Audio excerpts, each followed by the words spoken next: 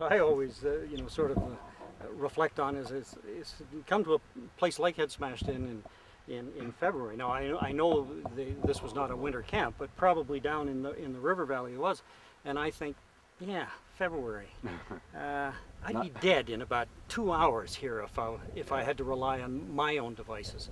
And yet those people would thrive in this kind of environment. They obviously lived here very successfully, like I say, for at least 12,000 years and probably more.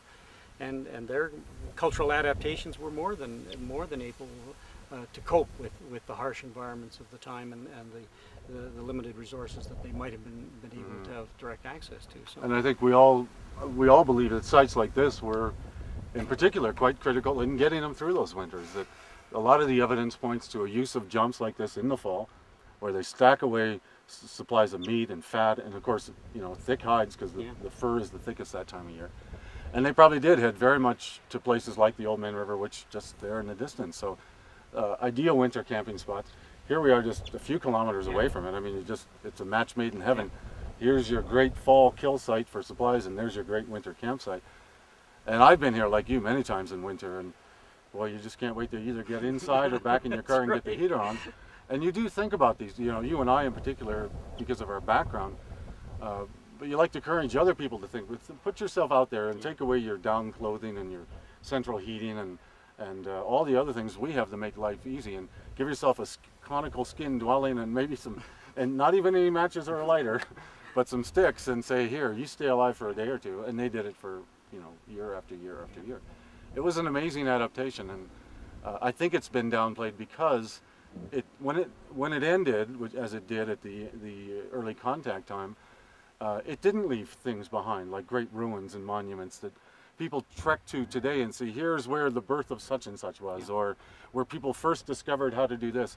In a sense, it kind of melted back into the landscape and disappeared, like most of our archaeological sites here. They're buried, they went away from the public eye, and the story, to a large extent, disappeared with them. That's one of the key roles of places like this, I think, put that story back out there for people to see and hear. I think the other thing that's sometimes difficult to grasp is or for any of us to get a sense of is how stable were these populations and what were the sizes of them? Because at times you get the impression that there weren't an awful lot of people, but then in other contexts, sometimes the volume of material you find, you just say, there were a lot of bodies here. I mean, there were an awful lot of people living out here on the plains. And again, I mean, that's one of the things I've always found interesting as well is again, I think there's kind of a public perception at times when they look at the prairies like this, and then they look at the wooded areas in other parts of the country or even other parts of this province, and they think of the wooded areas, because of the profusion of plant life. They think those are the areas that are most desirable. The reality is, this is the breadbasket. If you think of this place covered with teeming herds of thousands upon thousands of bison, this is where the biomass was. This is where the potential was to have a substantial, stable population. And the reality is that's what the archaeological record shows. The number of archaeological sites that show up on the prairies versus those that show up in the wooded areas of the province, there's a huge disproportionate representation out here on the plains, simply because this is where you could make a living.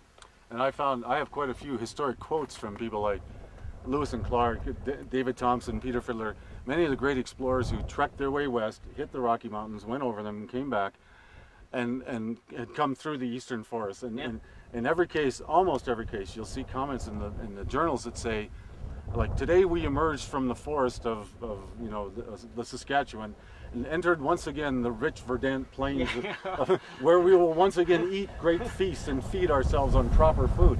And the same thing happens when they come from the west back over the Rockies.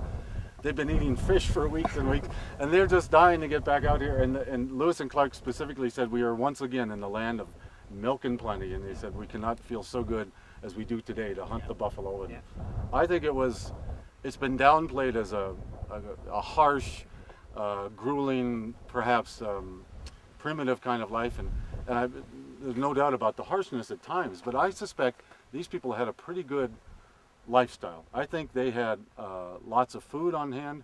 I think they lived a relatively content and happy life. I think they probably were living in one of the best places to be in North America, and I think they probably knew it, from other people trying to encroach on their territory and steal their resources, and I think they were probably quite defensive of it, and rightly so. It's a great story. Yeah.